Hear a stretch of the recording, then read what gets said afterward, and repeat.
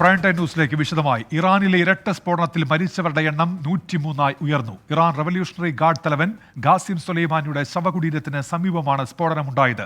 200-ലധികം പേർക്ക് പരിക്കേറ്റു. Qasem Soleimani കൊല്ലപ്പെട്ടതിന്റെ 4ാം വാർഷിക ദിനത്തിലാണ് രാജ്യത്തെ നടുക്കി സ്ഫോടനമുണ്ടായത്. മിനിറ്റുകളുടെ ഇടവേളയിൽ 2 സ്ഫോടനങ്ങൾ. റിമോട്ട് കൺട്രോൾ ഉപയോഗിച്ചുവെന്നാണ് സൂചന.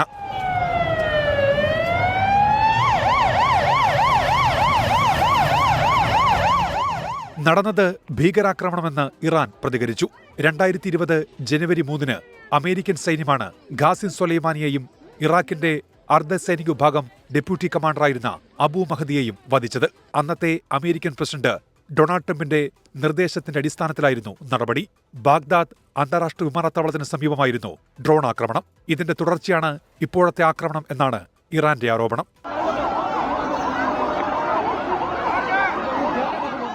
പരിക്കേറ്റവരിൽ പലരുടെയും നില ഗുരുതരമാണ്.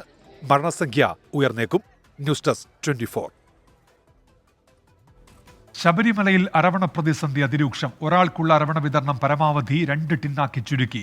പുതിയ കരാർ കമ്പനികൾക്ക് കണ്ടെയ്നറുകൾ എത്തിക്കാൻ കഴിയാതെ വന്നതോടെയാണ് പ്രതിസന്ധി രൂക്ഷമായത്.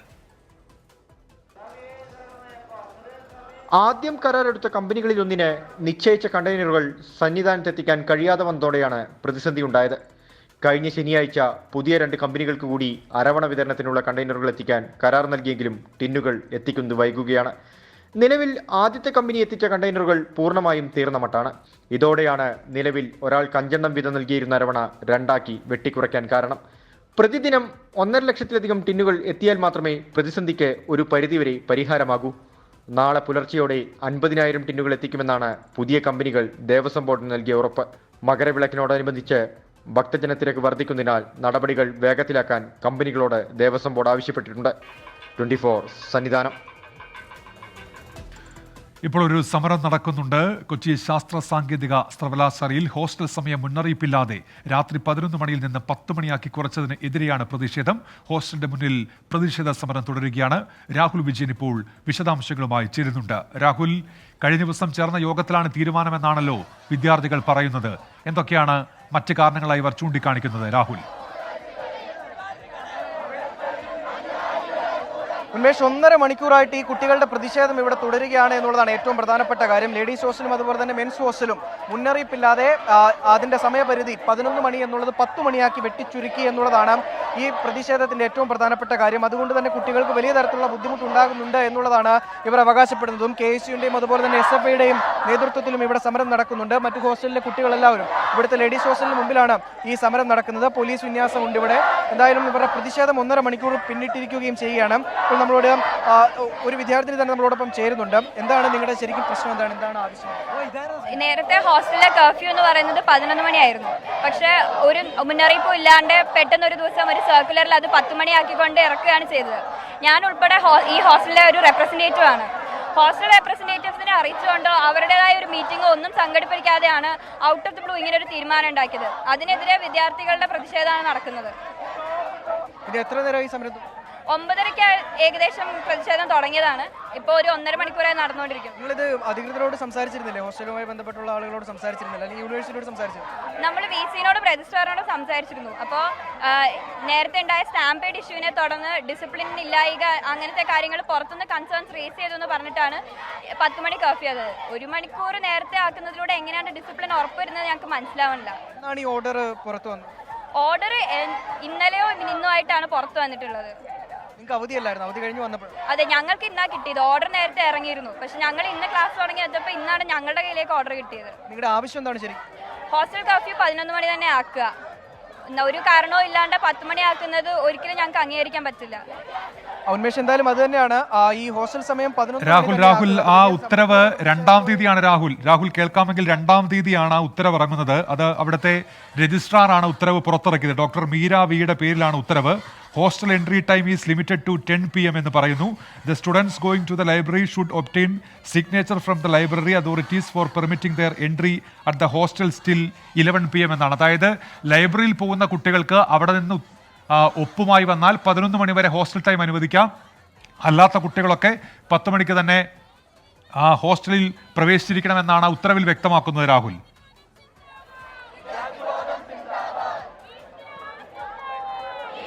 തീർച്ചയായിട്ടും അത് തന്നെ അങ്ങനെ തന്നെയാണ്. 2-ാം തീയതിയാണ് ഇത്തരമൊരു സർക്കുലർ പുറത്തിറങ്ങുന്നത്. രജിസ്ട്രാറാണ് ഈ സർക്കുലർ പുറത്തിറക്കുകയും ചെയ്തിരിക്കുന്നത്. ഇതിലേറ്റവും പ്രധാനമായി പറയുന്നത് ഹോസ്റ്റലിൽ നിന്ന് ഈ ലൈബ്രറിയിലേക്ക് പോകുന്ന കുട്ടികൾക്ക് അവിടുത്തെ വാർഡന്റെ ഒപ്പുമായി വന്നു കഴിഞ്ഞാൽ 11 മണി വരെയുള്ള സമയം അനുവദിക്കാം. 11 മണിക്കും ഹോസ്റ്റലിലേക്ക് കയറാം എന്നുള്ളൊരു സമയപരിധി വെച്ചിട്ടുണ്ട്. പക്ഷെ അല്ലാത്ത കുട്ടികൾക്ക്, പുറത്തു പോകുന്ന കുട്ടികൾ കൃത്യം 10 മണിക്ക് തന്നെ ഇവിടേക്ക് എത്തണം. അത് ഡിസിപ്ലിന്റെ ഭാഗമായിട്ടുള്ളതാണ് എന്നുള്ളതാണ് ഈ രജിസ്ട്രാറിന്റെ ഈ ഉത്തരവിൽ പ്രധാനമായും പറയുന്നത്. പക്ഷെ അത് അംഗീകരിക്കാൻ കഴിയില്ല. ഈ 11 മണി എന്നുള്ളത് സാധാരണഗതിയിൽ തന്നെ ഈ 11 മണി എന്നുള്ളത് തന്നെ ആക്കി കിട്ടണം എന്നുള്ളതാണ് ഇവർ അവകാശപ്പെടുന്നത്. അത് വലിയ തരത്തിലുള്ള ബുദ്ധിമുട്ട് അല്ലെങ്കിൽ ഈ കുട്ടികൾക്ക് ഇതുമായി ബന്ധപ്പെട്ടുണ്ടാകും. ഭക്ഷണം കഴിക്കുന്നതിനുൾപ്പെടെ ഇവർക്ക് വലിയ തരത്തിലുള്ള ബുദ്ധിമുട്ട് ഉണ്ടാക്കുന്നു, അല്ലെങ്കിൽ പുറത്തുപോയി ഭക്ഷണം കഴിക്കേണ്ട ഒരു സ്ഥിതിവിശേഷമൊക്കെ ഉണ്ടാകുന്നു എന്നതടക്കമുള്ള കാര്യങ്ങൾ ചൂണ്ടിക്കാട്ടിക്കൊണ്ടാണ് എന്തായാലും ഇവർ ഈ പ്രതിഷേധം ഇവിടെ നൽകുന്നത്. എന്തായാലും യാതൊരു മുന്നറിയിപ്പുമില്ല. അത് യൂണിയനുമായി നമ്മൾ സംസാരിച്ചിരുന്നു. യൂണിയന്റെ ഭാരവാഹികൾ പറയുന്നത് യൂണിയനുമായിട്ടോ അല്ലെങ്കിൽ ഏതെങ്കിലും ഒരു വിദ്യാർത്ഥി പ്രതിനിധിയായിട്ടോ യൂണിവേഴ്സിറ്റി ഏതെങ്കിലും തരത്തിലുള്ള ഒരു ചർച്ച നടത്തുകയോ അല്ലെങ്കിൽ ഏതെങ്കിലും ഒരു അഭിപ്രായം ആരായുകയോ ചെയ്തിട്ടില്ല എന്നുള്ളതാണ് ഇവർ പറയുന്നത്. അതുകൊണ്ട് തന്നെയാണ് ഈ പ്രതിഷേധത്തിന് ഇത്രയും കനവും വന്നിരിക്കുന്നതെന്ന് എടുത്തു പറയേണ്ട കാര്യം തന്നെയാണ്. എന്തായാലും ഈ ഉത്തരവ് പിൻവലിക്കുക, ഈ സർക്കുലർ പിൻവലിക്കുക, 11 മണി എന്നുള്ള സമയം അവർക്ക് ഇത് അനുവദിച്ചു കൊടുക്കുക. അത് ലേഡീസ് ഹോസ്റ്റലാണെങ്കിലും മെൻസ് ഹോസ്റ്റലാണെങ്കിലും ആ സമയം വേണം എന്നുള്ളതാണ് ഇവർ ആവശ്യപ്പെടുന്നത്, അവകാശപ്പെടുന്നത്. ശരി, രാഹുൽ വിജയനാണ് കുസാറ്റിൽ നിന്ന് വിവരങ്ങൾ നൽകിയത്. വിദ്യാർത്ഥി സമരം അവിടെ തുടരുകയാണ്. കോഴിക്കോട് ഗുരുവായൂരപ്പൻ കോളേജിലെ KSU ഓഫീസ് തീയിട്ട നിലയിൽ. ക്രിസ്മസ് അവധി കഴിഞ്ഞ് ഇന്ന് കോളേജ് തുറന്നപ്പോഴാണ് ഓഫീസ് തീയിട്ട് നശിപ്പിച്ചതായി കണ്ടെത്തിയത്. കോളേജ് അധികൃതരുടെ പരാതിയിൽ കസബ പോലീസ് അന്വേഷണം തുടങ്ങി.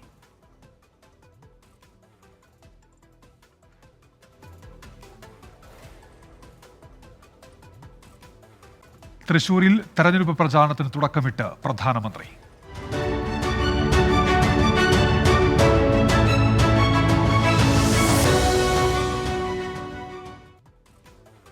കേരളത്തിൽ BJPയുടെ ലോക്സഭാ തെരഞ്ഞെടുപ്പ് പ്രചാരണത്തിന് തുടക്കമിട്ട് പ്രധാനമന്ത്രി നരേന്ദ്രമോദി. കേന്ദ്ര സർക്കാരിന്റെ വികസന നേട്ടങ്ങൾ ഉയർത്തിക്കാണിച്ച് വേദിയിൽ വിവാദ വിഷയങ്ങളിൽ പക്ഷേ മറുപടി ഉണ്ടായില്ല. കോൺഗ്രസിനെതിരെയും ഇടതുപക്ഷത്തിനെതിരെയും നടത്തിയത് രൂക്ഷ വിമർശനമാണ്. സ്ഥാനാർത്ഥി പ്രഖ്യാപനമുണ്ടായില്ലെങ്കിലും സുരേഷ് ഗോപിയെ റോഡ് ഷോയിൽ ഒപ്പം നിർത്തിയും വേദിയിൽ ഒപ്പമിരുത്തിയും പറയാതെ പറഞ്ഞുള്ള പ്രഖ്യാപനം.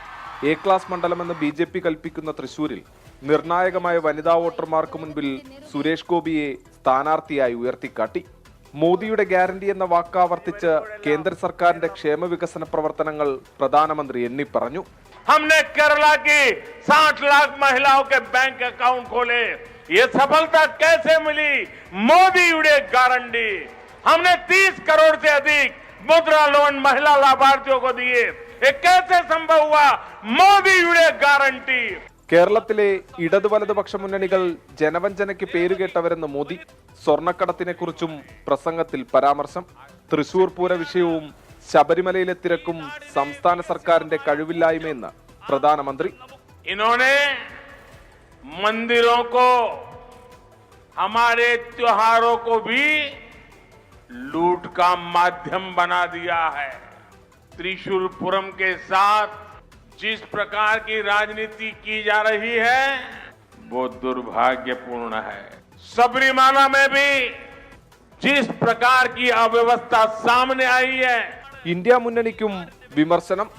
इंडी गठबंधन को सिर्फ एक ही काम आता है. इंडी गठबंधन हमारी आस्था पर चोट करता है. इन्होंने मंदिरों को, हमारे त्योहारों को भी लूट का माध्यम बना दिया है. പരാമർശിക്കുമെന്ന് കരുതിയെങ്കിലും പ്രസംഗത്തിലെവിടെയും മണിപ്പൂർ വിഷയം വന്നില്ല. हाल में क्रिसमस के दौरान मुझे दिल्ली में अपने आवास पर क्रिश्चियन कम्युनिटी को होस्ट करने का अवसर मिला. कम्युनिटी के धर्मगुरुओं ने, इंटेलेक्चुअल और अचीवर्स ने जो आशीर्वाद मुझे दिया. അർഹമായ വിഹിതം പോലും നൽകാതെ കേരളത്തെ സാമ്പത്തിക പ്രതിസന്ധിയിലേക്ക് കേന്ദ്രം തള്ളിവിടുന്നുവെന്ന വിമർശനത്തിനും മറുപടി ഉണ്ടായില്ല. 24 തൃശൂർ. ചലച്ചിത്ര താരം ശോഭന, ഇന്ത്യൻ ക്രിക്കറ്റ് താരം മിന്നു മണി തുടങ്ങിയവരെ വേദിയിൽ ഇരുത്തി സ്ത്രീപക്ഷ വികസനം ചർച്ചയാക്കുകയായിരുന്നു പ്രധാനമന്ത്രി. പെൻഷൻ വിഷയത്തിൽ സർക്കാരിനെ വെട്ടിലാക്കിയ ഇടുക്കിയിലെ മറിയക്കുട്ടിയും ഗായിക വൈക്കം വിജയലക്ഷ്മിയുമെല്ലാം വേദിയിലെത്തി. 2:30 നെടുമ്പാശ്ശേരി വിമാനത്താവളത്തിലെത്തിയ പ്രധാനമന്ത്രി 3:15 ഹെലികോപ്റ്റർ മാർഗം കുട്ടനെല്ലൂരിലെത്തി. ഇതിനും എത്രയോ മുൻപ് വൻ ജനാവലി തൃശൂർ നഗരത്തിൽ തടിച്ചുകൂടിയിരുന്നു. ആരവങ്ങൾക്ക് നടുവിലൂടെ സുരേഷ് ഗോപിയെ ഒപ്പം നിർത്തി തുറന്ന ജീപ്പിൽ പ്രധാനമന്ത്രിയുടെ റോഡ് ഷോ.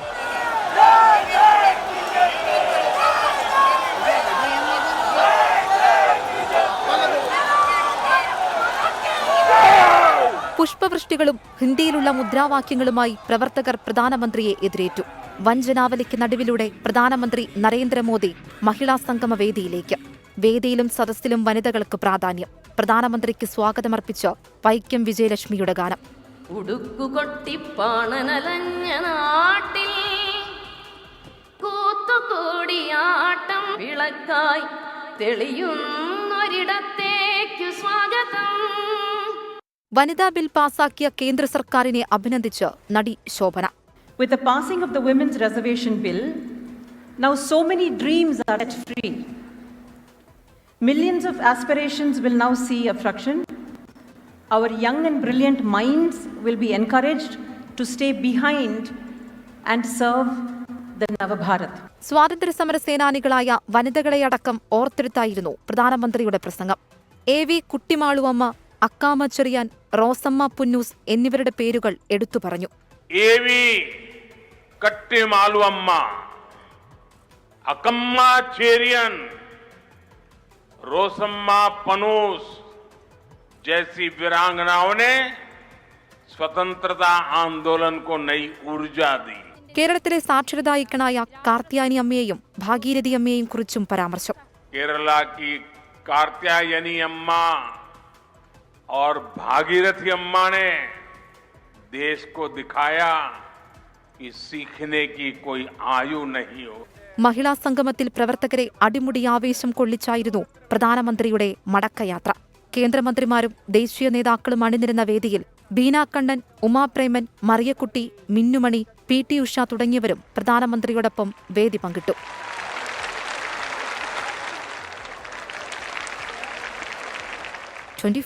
തൃശൂർ. ലോക്സഭാ തെരഞ്ഞെടുപ്പിനുള്ള മുദ്രാവാക്യം പ്രഖ്യാപിച്ച് BJP 400-ലധികം സീറ്റുകൾ നേടുകയാണ് ലക്ഷ്യമെന്ന് വ്യക്തമാക്കുന്ന മുദ്രാവാക്യമാണ് BJP ദേശീയ നേതൃയോഗം തയ്യാറാക്കിയത്. തെരഞ്ഞെടുപ്പിന് മുന്നോടിയായി പൗരത്വ നിയമ ഭേദഗതി ചട്ടങ്ങൾ ഉടൻ പ്രസിദ്ധീകരിച്ചേക്കും. തീസരി ബാർ മോദി സർക്കാർ, അബ്കി ബാർ 400 പാർ. 2024 രാജ്യത്താകെ ഇതാകും BJPയുടെ മുദ്രാവാക്യം. മണിക്കൂറുകൾ നീണ്ട BJP ദേശീയ നേതൃയോഗമാണ് തെരഞ്ഞെടുപ്പ് മുദ്രാവാക്യത്തിന് രൂപം നൽകിയത്. 400 സീറ്റുകൾ നേടാനുള്ള ലക്ഷ്യം മുൻനിർത്തിയുള്ള തന്ത്രങ്ങളും യോഗം തയ്യാറാക്കി. ലോക്സഭാ തെരഞ്ഞെടുപ്പ് പ്രചരണം ശക്തമാക്കാൻ അസംബ്ലി, ലോക്സഭാ തലങ്ങളിൽ കൺവീനർമാരെയും കോ കൺവീനർമാരെയും നിശ്ചയിച്ചു. പാർട്ടിയുടെ ആദ്യഘട്ട സ്ഥാനാർത്ഥി പട്ടിക ഈ മാസം തന്നെ പ്രസിദ്ധീകരിക്കും. ആഭ്യന്തരമന്ത്രി അമിത്ഷാ, പാർട്ടി അധ്യക്ഷൻ JP നദ്ദ അടക്കമുള്ള 150ഓളം നേതാക്കളാണ് BJP നേതൃയോഗത്തിന്റെ ഭാഗമായത്. ലോക്സഭാ തെരഞ്ഞെടുപ്പിന് മുന്നോടിയായി പൌരത്വ ഭേദഗതി നിയമത്തിൽ ചട്ടങ്ങൾ പ്രസിദ്ധീകരിക്കാൻ കേന്ദ്ര സർക്കാരും നടപടികൾ തുടങ്ങി. ഏതാനും ആഴ്ചകൾക്കുള്ളിൽ ചട്ടങ്ങൾ പരസ്യമാക്കും എന്നാണ് വിവരം. പൌരത്വത്തിന് അപേക്ഷിക്കാനുള്ള വെബ്സൈറ്റും ഉടൻ നിലവിൽ വരും. R. രാധാകൃഷ്ണൻ, 24, ഡൽഹി. കുസാറ്റിലെ വിദ്യാർത്ഥി സമരവാർത്തയിലേക്ക് ഒരിക്കൽ കൂടി. ഹോസ്റ്റൽ സമരം മുന്നറിയിപ്പില്ലാതെ രാത്രി 11 മണിയിൽ നിന്ന് 10 മണിയാക്കി കുറച്ചതിന് എതിരെയാണ് വിദ്യാർത്ഥികളുടെ പ്രതിഷേധം. ഇതുമായി ബന്ധപ്പെട്ട സർക്കുലർ പുറത്തിറങ്ങിയിരുന്നു. രാഹുൽ വിജയനുണ്ട് ഇപ്പോൾ വിദ്യാർത്ഥികൾക്കൊപ്പം. രാഹുൽ, ഈ സർക്കുലർ പിൻവലിക്കും വരെ സമരമെന്നാണോ അവരുടെ നിലപാട്? രാഹുൽ,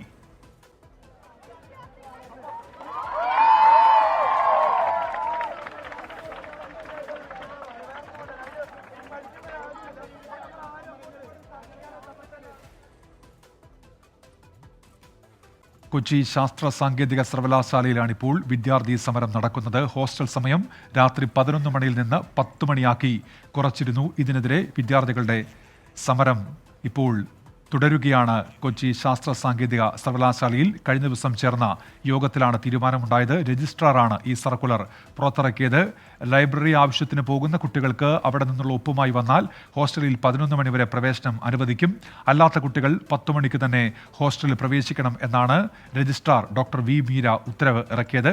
ഇതിന് എതിരെയാണ് കൊച്ചി ശാസ്ത്ര സാങ്കേതിക സർവകലാശാലയിൽ വിദ്യാർത്ഥികളുടെ പ്രതിഷേധം ഇപ്പോൾ ആരംഭിച്ചിരിക്കുന്നത്. ഹോസ്റ്റലിന് മുന്നിൽ കുത്തിയിരുന്ന് വിദ്യാർത്ഥികൾ സമരം ചെയ്യുകയാണ്. ഈ സർക്കുലർ പിൻവലിക്കും വരെ സമരം തുടരണം എന്നാണ് അവർ വ്യക്തമാക്കുന്നത്. സർക്കുലറിൽ മറ്റ് ചില കാര്യങ്ങൾ കൂടി സൂചിപ്പിക്കുന്നുണ്ട്. അത് മെസ്സുമായി ബന്ധപ്പെട്ടാണ്. അതിൻ്റെ പ്രവർത്തനങ്ങളടക്കം സൂചിപ്പിച്ചുകൊണ്ടുള്ള ഒരു സർക്കുലറാണ് രജിസ്ട്രാർ ഇപ്പോൾ പുറത്തിറക്കിയിരിക്കുന്നത്.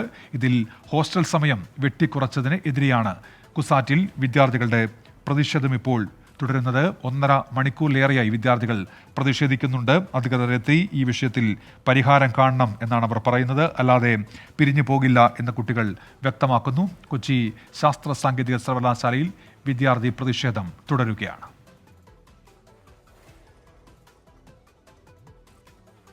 ബിഷപ്പുമാർക്കെതിരായ പ്രസ്താവന മന്ത്രി സജി ചെറിയാൻ തിരുത്തിയതോടെ സർക്കാരിനും സഭാ നേതൃത്വത്തിനും ഇടയിലെ പോരിന് പരിഹാരം. മുഖ്യമന്ത്രിയുടെ ക്രിസ്മസ് പുതുവത്സര വിരുന്നിൽ ക്രൈസ്തവ സഭാധ്യക്ഷന്മാർ പങ്കെടുത്തു.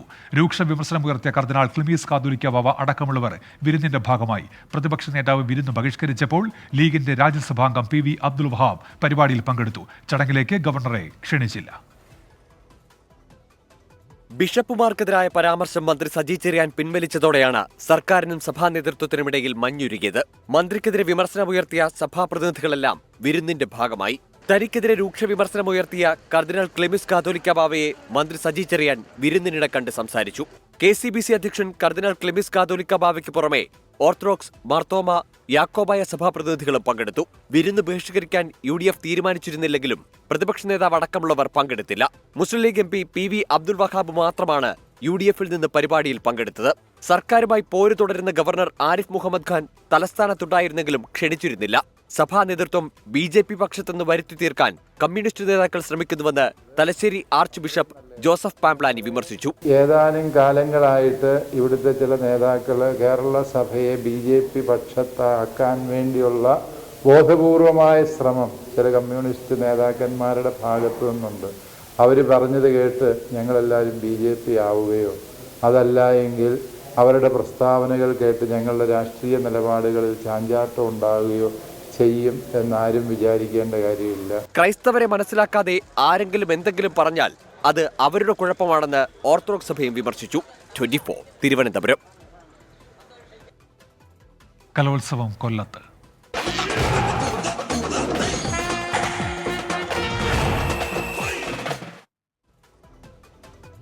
ഏഷ്യയിലെ ഏറ്റവും വലിയ കൗമാര കലോത്സവത്തിന് തിരിതെളിയാൻ ഇനി മണിക്കൂറുകൾ മാത്രം. കലാമാമാങ്കത്തിന് കൊല്ലം ഒരുങ്ങിക്കഴിഞ്ഞു. 24 വേദികളിലായി 14,000 പ്രതിഭകൾ മാറ്റുരയ്ക്കും. നാളെ രാവിലെ 10 മണിക്ക് മുഖ്യമന്ത്രി പിണറായി വിജയൻ ഉദ്ഘാടനം ചെയ്യും. സ്വർണ്ണക്കപ്പ് കൊല്ലത്തെത്തി. 15 വർഷത്തിന് ശേഷം കൊല്ലത്തിന്റെ മണ്ണിലെത്തിയ സ്വർണ്ണക്കപ്പിന് സ്വീകരണമൊരുക്കാൻ നാട് തന്നെ ഒഴുകിയെത്തി. വിവിധ ജില്ലകളിലെ പ്രയാണത്തിന് ശേഷം ഉച്ചയ്ക്ക് 1:15 സുവർണ കിരീടം കൊല്ലത്തേക്ക്. അതിർത്തിയായ ഏനാത്തും കടന്ന് കുളക്കടയിൽ ധനമന്ത്രി KN ബാലഗോപാൽ സ്വർണ്ണക്കപ്പ് ഏറ്റുവാങ്ങി. ബാൻഡുമേളവും താളഘോഷവും അകമ്പടി.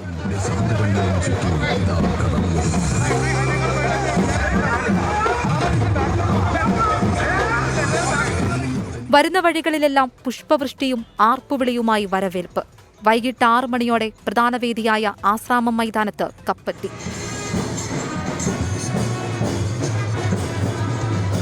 പടിയിടത്തിന്റെ പാചകപ്പുരയിലും പണികൾ തകൃതി. നാളെ മുതൽ കൊല്ലം 24 വേദികളിലേക്ക് ചുരുങ്ങുകയാണ്. ഇനി 5 നാൾ കൊല്ലം കലയുടെ മറുപേരാണ്. 24 കൊല്ലം. സംസ്ഥാന സ്കൂൾ കലോത്സവത്തിൽ വിധി നിർണയം കുറ്റമറ്റതാക്കാൻ കർശന നടപടിയെന്ന് വിദ്യാഭ്യാസ മന്ത്രി V ശിവൻകുട്ടി. വിധികർത്താക്കൾ രഹസ്യാന്വേഷണ വിഭാഗത്തിന്റെ നിരീക്ഷണത്തിലായിരിക്കും. മത്സരം തുടങ്ങുന്ന സമയത്ത് മാത്രമേ വിധികർത്താക്കളെ പ്രഖ്യാപിക്കൂ. യോഗ്യതയിൽ തർക്കമുണ്ടെങ്കിൽ വേദിയിൽ വെച്ച് തന്നെ തടസ്സമുന്നയിക്കാമെന്ന് മന്ത്രി 24നോട് പറഞ്ഞു. ഞങ്ങളെ സംബന്ധിച്ചിടത്തോളം സംസ്ഥാന മത്സരം നോക്കുന്നതിന് വേണ്ടി, അത് ജഡ്ജ്മെന്റ് നടത്തുന്നതിന് വേണ്ടി ഏറ്റവും യോഗ്യതയുള്ള അധ്യാപകരെയാണ് ചുമതലപ്പെടുത്തിയിട്ടുള്ളത്. അത് വളരെ രഹസ്യ സ്വഭാവത്തോടു കൂടിയാണ് ചെയ്തുകൊണ്ടിരിക്കുന്നത്. ആ ലിസ്റ്റ് പോലീസ് വിജിലൻസിൻ്റെ നിരീക്ഷണത്തിലാണ്. നമ്മൾ ഒരു വേദിയിൽ അതിൻ്റെ കളി ആരംഭിക്കുമ്പോൾ മാത്രമാണ് ജഡ്ജസിൻ്റെ പേര് പ്രഖ്യാപിക്കും, ജഡ്ജസിൻ്റെ ക്വാളിഫിക്കേഷൻ പ്രഖ്യാപിക്കും. അപ്പോൾ നമുക്ക് ജഡ്ജസിൻ്റെ ക്വാളിഫിക്കേഷൻ മോശമാണെങ്കിൽ അപ്പോൾ തന്നെ ഡിബേറ്റ് ചെയ്യുന്നതിനുള്ള അവകാശം പബ്ലിക്കിനുണ്ട്. അത്ര സുതാര്യമായിട്ടാണ് ഇത് നടത്തുന്നത്. കേരള എഞ്ചിനീയറിംഗ് പ്രവേശന പരീക്ഷ ഈ അധ്യയന വർഷം മുതൽ ഓൺലൈനായി നടത്തുമെന്ന് മന്ത്രി ഡോക്ടർ ആർ ബിന്ദു. പ്രവേശന പരീക്ഷാ കമ്മീഷണർക്ക് അനുമതി നൽകിയ ഉത്തരവിന് മന്ത്രിസഭായോഗം അംഗീകാരം നൽകി. സമയബന്ധിതമായും കൂടുതൽ കാര്യക്ഷമമായും പരീക്ഷ നടത്താനാണ് തീരുമാനമെന്ന് മന്ത്രി ഡോക്ടർ ആർ ബിന്ദു അറിയിച്ചു. കുടിശ്ശിക തുക നൽകിയില്ലെങ്കിൽ കടുത്ത നടപടികളിലേക്ക് കടക്കേണ്ടി വരുമെന്ന് സർക്കാരിന് സപ്ലൈകോയുടെ കത്ത്. ഈ രീതിയിൽ മുന്നോട്ടു പോകാൻ കഴിയില്ലെന്നും ഔട്ട്ലെറ്റുകൾ അടച്ചിടേണ്ടി വരുമെന്നും കത്തിൽ ചൂണ്ടിക്കാണിക്കുന്നുണ്ട്.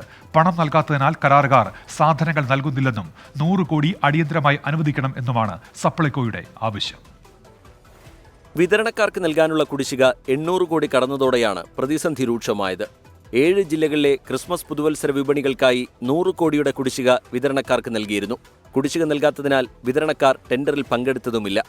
ഈ സാഹചര്യത്തിലാണ് സപ്ലൈകോ സർക്കാരിന് കത്തു നൽകിയത്. നിലവിലുള്ള രീതിയിൽ മുന്നോട്ടു പോകാനാകില്ലെന്ന് കത്തിൽ വ്യക്തമാക്കുന്നു. ഔട്ട്ലെറ്റുകളിൽ സബ്സിഡി സാധനങ്ങളോ ഇതര സാധനങ്ങളോ സ്റ്റോക്കില്ല. ഇത് തുടർന്നാൽ ഔട്ട്ലെറ്റുകൾ അടച്ചിടേണ്ടി വരും. വിതരണക്കാർക്ക് അടിയന്തരമായി 100 കോടിയെങ്കിലും നൽകിയാൽ മാത്രമേ സാധനങ്ങൾ നൽകുകയുള്ളൂ. സപ്ലൈകോയ്ക്ക് സർക്കാർ നൽകാനുള്ള കുടിശ്ശിക 1600 കോടിയിലേറെയാണ്. സബ്സിഡി സാധനങ്ങൾ നൽകുന്ന കരാറുകാർ ഒരു തരത്തിലും സഹകരിക്കുന്നില്ലെന്നും സർക്കാർ ഇടപെടണമെന്നും കത്തിൽ പറയുന്നു. തുക നൽകാനുള്ള ആവശ്യം ധനവകുപ്പ് പരിഗണിക്കുന്നില്ലെന്നാണ് ഭക്ഷ്യവകുപ്പിന്റെയും പരാതി. 100 കോടിയെങ്കിലും അടിയന്തരമായി അനുവദിച്ചാൽ മാത്രമേ മുന്നോട്ടു പോകാൻ കഴിയൂ എന്നും ഭക്ഷ്യവകുപ്പ് വ്യക്തമാക്കുന്നു. 24 തിരുവനന്തപുരം. അദാനിക്ക് ആശ്വാസം.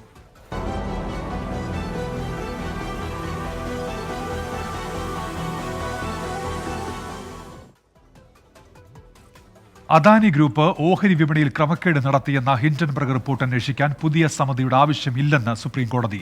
സെബിയുടെ അന്വേഷണം പൂർത്തിയാക്കാൻ 3 മാസം കൂടി സമയം നൽകി. നിലവിലുള്ള അന്വേഷണ സമിതിയുടെ നിഷ്പക്ഷത ചോദ്യം ചെയ്യുന്ന വാദങ്ങൾ കോടതി തള്ളി. നിക്ഷേപകരുടെ താൽപര്യം സംരക്ഷിക്കാൻ സെബിക്കും കേന്ദ്ര സർക്കാരിനും ബാധ്യതയുണ്ടെന്നും സുപ്രീംകോടതി ഓർമ്മിപ്പിച്ചു. US ആസ്ഥാനമായി പ്രവർത്തിക്കുന്ന ഷോർട്ട് സെല്ലറായ ഹിൻഡൻബർഗ് റിസർച്ച് ഉന്നയിച്ച ആരോപണങ്ങൾ ചൂണ്ടിക്കാട്ടി സമർപ്പിച്ച ഹർജികളിൽ അദാനിക്കും കേന്ദ്ര സർക്കാരിനും ആശ്വാസമാകുന്നതാണ് സുപ്രീംകോടതി ഉത്തരവ്. നിലവിലെ വിദഗ്ധ സമിതിയെയും securities and exchange board of India അന്വേഷണത്തെയും സംശയിക്കാനാകില്ലെന്ന് ചീഫ് ജസ്റ്റിസ് അധ്യക്ഷനായ ബെഞ്ച് വിധിച്ചു. സെബി കമ്മിറ്റിയിലെ ചില അംഗങ്ങൾക്ക് താൽപര്യവൈരുദ്ധ്യമുണ്ടെന്നും അദാനി ഗ്രൂപ്പുമായി ബന്ധമുണ്ടെന്നുമായിരുന്നു ഹർജിക്കാരുടെ പ്രധാന ആരോപണം. ഗ്രീൻകോയുമായി അടുത്ത ബന്ധമുള്ള OP ഭട്ടാണ് സമിതിയുടെ ചെയർമാൻ എന്നത് അടക്കമാണ് ഹർജിക്കാർ ചൂണ്ടിക്കാട്ടിയത്. ഈ ആരോപണങ്ങളിൽ കഴമ്പില്ലെന്ന് സുപ്രീംകോടതി നിരീക്ഷിച്ചു. ഷോർട്ട് സെല്ലിംഗ് പോലെയുള്ള സംഭവങ്ങൾ മൂലമുണ്ടാകുന്ന സ്ഥിരതയില്ലായ്മയിൽ നിന്ന് ഓഹരി വിപണിയെ സംരക്ഷിക്കാൻ സെബി ശ്രമിക്കുന്നുണ്ട്. നിയമപരമായി സ്ഥാപിക്കപ്പെട്ട സംവിധാനമായ സെബിയെ സംശയിക്കാനാകില്ല. വിദഗ്ധ സമിതിയുടെ നിഷ്പക്ഷത ചോദ്യം ചെയ്തത് തെളിവുകൾ ഇല്ലാതെയാണെന്നും സുപ്രീംകോടതി പറഞ്ഞു. ആധികാരികമല്ലാത്ത റിപ്പോർട്ടിന്റെ അടിസ്ഥാനത്തിൽ ഉന്നയിക്കുന്ന ഇത്തരം ആരോപണങ്ങൾ ഉചിതമല്ലെന്ന് കോടതി നിരീക്ഷിച്ചു. ചീഫ് ജസ്റ്റിസ് DY ചന്ദ്രചൂഡ് അധ്യക്ഷനായ 3-അംഗ ബെഞ്ചാണ് കേസ് പരിഗണിച്ചത്. R രാധാകൃഷ്ണൻ, 24 ഡൽഹി. മദ്യനയ അഴിമതി കേസിൽ എൻഫോഴ്സ്മെന്റ് ഡയറക്ടറേറ്റിന്റെ ചോദ്യം ചെയ്യലിൽ നിന്ന് വീണ്ടും ഒഴിഞ്ഞുമാറി ഡൽഹി മുഖ്യമന്ത്രി അരവിന്ദ് കെജ്രിവാൾ. ചോദ്യാവലി ആവശ്യപ്പെട്ട് കെജ്രിവാൾ EDക്ക് കത്ത് നൽകി. അതിനിടെ ജാർഖണ്ഡിൽ മുഖ്യമന്ത്രി ഹേമന്ത് സോറന്റെ മാധ്യമ ഉപദേഷ്ടാവിന്റെ വസതിയിൽ ഉൾപ്പെടെ ED റെയ്ഡ് നടത്തി. ഡൽഹി മദ്യനയ അഴിമതി കേസിൽ ED അയച്ച 3-ാം സമൻസും മുഖ്യമന്ത്രി അരവിന്ദ് കെജ്രിവാൾ അവഗണിച്ചു. സമൻസ് നിയമവിരുദ്ധമെന്ന് ചൂണ്ടിക്കാട്ടിയായിരുന്നു കേജ്രിവാളിന്റെ മറുപടി കത്ത്. ഇത്തവണ ആം ആദ്മിയും കേജ്രിവാളിന് വേണ്ടി ശക്തമായ പ്രതിരോധം തീർത്തു. തെരഞ്ഞെടുപ്പ് പ്രചാരണത്തിൽ നിന്ന് കേജ്രിവാളിനെ തടയാനാണ് ED ശ്രമമെന്ന് ആപ്പ് വിമർശിച്ചു. ഭാര്യയെ മുഖ്യമന്ത്രിയാക്കാനാണ് കേജ്രിവാളിന്റെ ശ്രമമെന്ന് BJP പ്രത്യാരോപണം നടത്തി. ജാർഖണ്ഡിലും മുഖ്യമന്ത്രിക്കെതിരായ EDയുടെ നടപടി കടുപ്പിച്ചു. ഹേമന്ത് സോറന്റെ മാധ്യമ ഉപദേഷ്ടാവ് പിന്റു എന്ന അഭിഷേക് പ്രസാദിന്റെ വസതിയിലും സാഹിബ് ഗഞ്ച് ഡെപ്യൂട്ടി കമ്മീഷണറുടെ വസതിയിലും ED പരിശോധന നടത്തി. സർക്കാരിനെ അസ്ഥിരപ്പെടുത്താനാണ് ED ശ്രമിക്കുന്നതെന്ന് ഹേമന്ത് സോറൻ ആരോപിച്ചു. അതിനിടയിൽ രാജസ്ഥാൻ മുൻ മുഖ്യമന്ത്രി അശോക് ഗെഹ്ലോട്ടിന്റെ മകൻ വൈഭവ് ഗെഹ്ലോട്ടിന്റെ സ്ഥാപനങ്ങളിൽ ED റെയ്ഡ് നടത്തി. വിദേശ നാണയ വിനിമയ ചട്ടലംഘന കേസിലാണ് ED നടപടി. 24 ഡൽഹി. അനധികൃത സ്വത്ത് സമ്പാദന കേസിൽ ശിക്ഷിക്കപ്പെട്ട തമിഴ്നാട് മന്ത്രി K. പൊന്മുടി സുപ്രീംകോടതിയെ സമീപിച്ചു. ഹൈക്കോടതിയുടെ ശിക്ഷാവിധിക്കെതിരെയാണ് അപ്പീൽ. മന്ത്രിയായിരിക്കെ അനധികൃതമായി സ്വത്ത് സമ്പാദിച്ച കേസിൽ പൊന്മുടിക്കും ഭാര്യയ്ക്കും 3 വർഷം തടവും 50 ലക്ഷം രൂപ വീതം പിഴയുമായിരുന്നു ശിക്ഷ. തമിഴ്നാട് മന്ത്രി സെന്തിൽ ബാലാജി ഉൾപ്പെട്ട കള്ളപ്പണ കേസിൽ എൻഫോഴ്സ്മെന്റ് ഡയറക്ടറേറ്റ് അനുബന്ധ കുറ്റപത്രം നൽകി. 900 കൂട്ടുപ്രതികളാണ് കുറ്റപത്രത്തിലുള്ളത്. കേസ് ഫെബ്രുവരി 2-ന് വീണ്ടും പരിഗണിക്കും. സംസ്ഥാനത്ത് ഡ്രൈവിംഗ് ടെസ്റ്റുകളിൽ കർശന നിരീക്ഷണം ഏർപ്പെടുത്തുമെന്ന് ഗതാഗത മന്ത്രി കെ.ബി. ഗണേഷ് കുമാർ. ടെസ്റ്റിന് ഉപയോഗിക്കുന്ന വാഹനങ്ങളിൽ ക്യാമറകൾ സ്ഥാപിക്കും. നഷ്ടത്തിലോടുന്ന KSRTC സർവീസുകൾ നിർത്തലാക്കുമെന്നും മന്ത്രി അറിയിച്ചു. സെക്രട്ടേറിയറ്റ് അനക്സിലെ ഓഫീസിലെത്തി ചുമതലയേറ്റ ശേഷമാണ് മന്ത്രി കെ.ബി. ഗണേഷ് കുമാർ മാധ്യമങ്ങളെ കണ്ടത്. KSRTCയിലെ പ്രശ്നങ്ങൾ പരിഹരിക്കുമെന്ന് മന്ത്രി ആവർത്തിച്ചു. KSRTC കൂടുതൽ ജനകീയമാക്കും. നഷ്ടത്തിലോടുന്ന സർവീസുകൾ അവസാനിപ്പിക്കുമെന്നും മന്ത്രി. ജനങ്ങൾക്ക് പ്രാധാന്യം, ഞാൻ മുമ്പ് പറഞ്ഞല്ലോ, രാജാവ് ആരാണ്? ബസ്സിൽ കയറുന്ന യാത്രക്കാരൻ. പിന്നെ അനാവശ്യമായി നഷ്ടത്തിലോടുന്ന ഒരു ട്രിപ്പും, എല്ലാ ട്രിപ്പും നിർത്തും. അതിലൊരാൾക്കും ജനപ്രതിനിധികൾക്കോ ഒന്നും ഒരു വിഷമം വേണ്ട, അത് പരിഹരിക്കും. ഒരു ബസ് നഷ്ടത്തിലോടുന്നത് അതിൻ്റെ സമയക്രമത്തിൻ്റെ കുഴപ്പമാണെങ്കിൽ ആ സമയക്രമം പരിഹരിക്കും. മുൻമന്ത്രി ആന്റണി രാജുവുമായി ഒരു പിണക്കവുമില്ലെന്ന് ഗണേഷ് കുമാർ പറഞ്ഞു. സംസ്ഥാനത്തെ ഡ്രൈവിംഗ് ടെസ്റ്റുകൾക്കെതിരായ പരാതികൾ പരിഹരിക്കാൻ കർശന നടപടിയുണ്ടാകുമെന്നും മന്ത്രി. ഡ്രൈവിംഗ് പഠിപ്പിക്കുന്ന ടെസ്റ്റ് ചെയ്യുന്ന വണ്ടിക്കകത്ത് നിർബന്ധമായും ക്യാമറ ഏർപ്പെടുത്തും. TC ഉടൻ തന്നെ അതിൻ്റെ ഉത്തരവിറക്കും. സ്ത്രീകളോടും പുരുഷന്മാരോടും ഒരുവിധ ഹരാസ്മെൻറ്റും മോട്ടോർ വെഹിക്കിൾ ഡിപ്പാർട്ട്മെൻറ്റ് ഉദ്യോഗസ്ഥനുള്ള അവർക്ക് ചോദ്യങ്ങൾ ചോദിക്കാം. വളരെ സ്ട്രിക്റ്റായിട്ട് കൊടുക്കണം. വ്യാപകമായി ലൈസൻസ് കൊടുക്കുന്നവർ ആ ലൈസൻസ് കൊടുക്കുന്ന സ്ഥലത്തുണ്ടാവില്ല എന്നേ പറയാം. തിങ്കൾ മുതൽ വ്യാഴം വരെ ഓഫീസിൽ തന്നെ ഉണ്ടാകുമെന്നും പൊതുപരിപാടികളിൽ അധികം പങ്കെടുക്കില്ലെന്നും ഗണേഷ് കുമാർ പറഞ്ഞു. 24 തിരുവനന്തപുരം. AI ക്യാമറകൾ കണ്ടെത്തുന്ന നിയമലംഘനങ്ങൾക്ക് നോട്ടീസ് അയക്കാൻ നിയമിച്ച ജീവനക്കാരെ കെൽട്രോൺ പിൻവലിച്ചു. സർക്കാരിൽ നിന്നുള്ള തുക മുടങ്ങിയതോടെയാണ് നടപടി.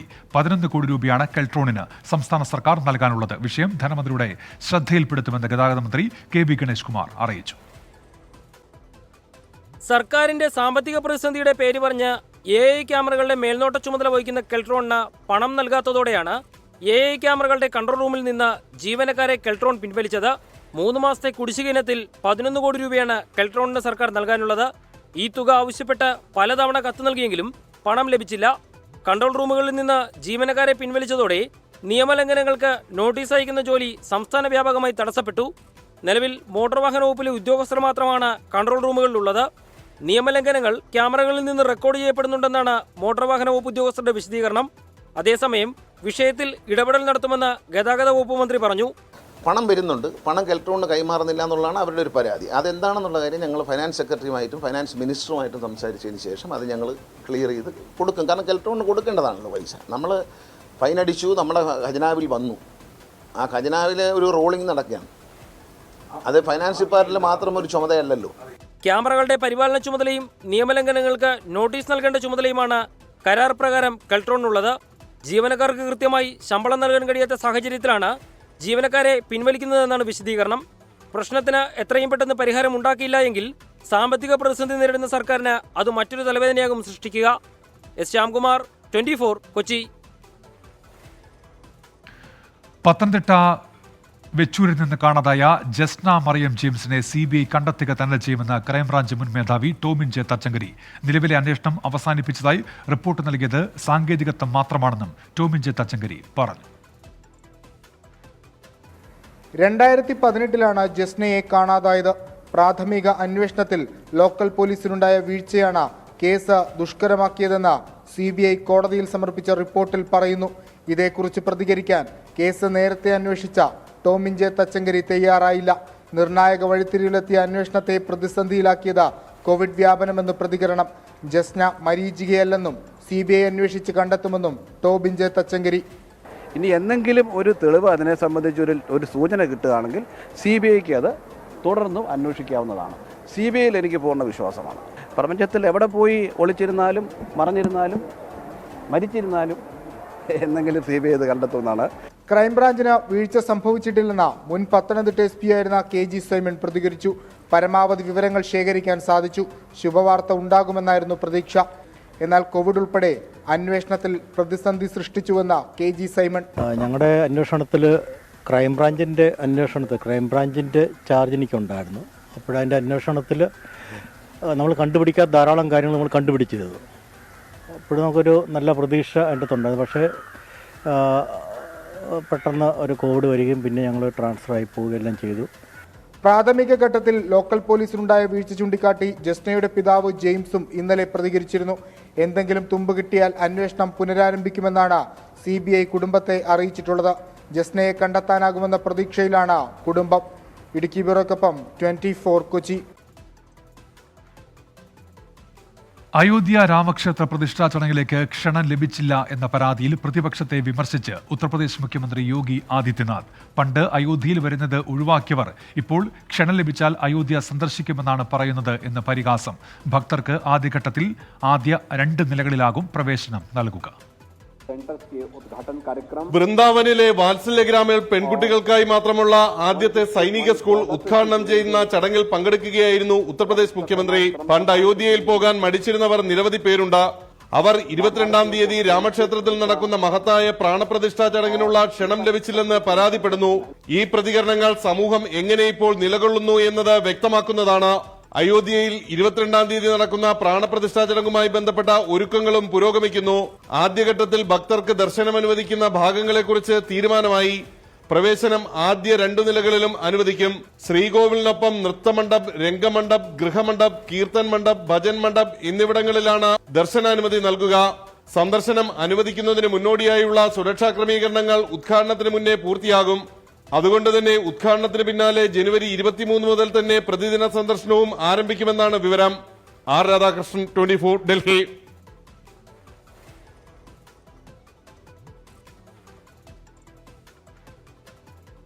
ആന്ധ്രാപ്രദേശിൽ മുഖ്യമന്ത്രി ജഗൻമോഹൻ റെഡ്ഡിക്കെതിരെ മാതാവിനെയും സഹോദരിയെയും രംഗത്തിറക്കാൻ കോൺഗ്രസിന്റെ നീക്കം.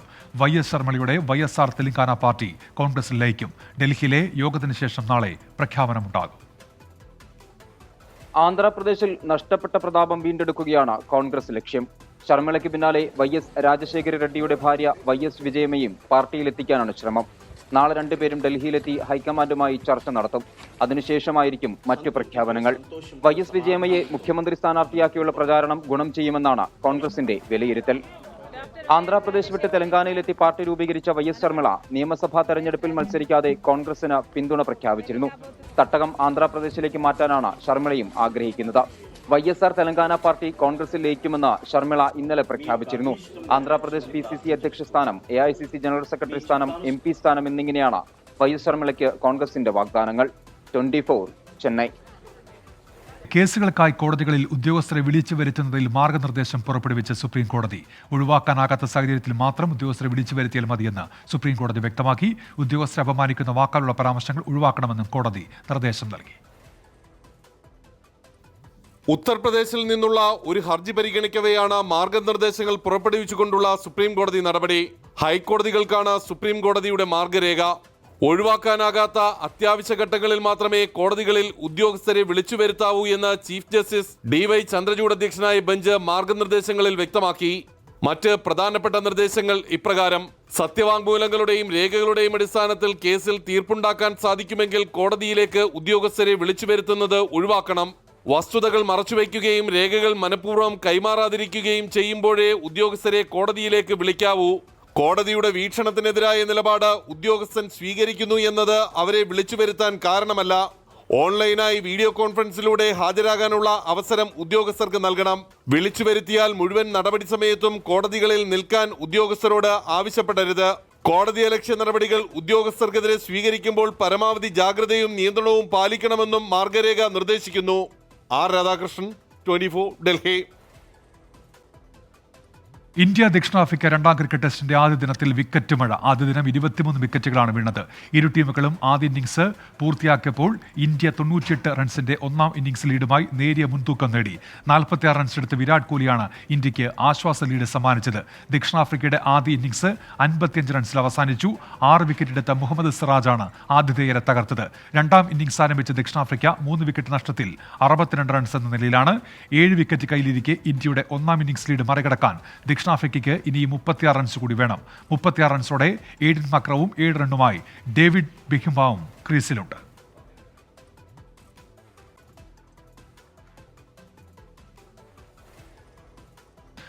പ്രൈം ടൈം ന്യൂസ് ഇതോടെ പൂർത്തിയാകുന്നു. Good night.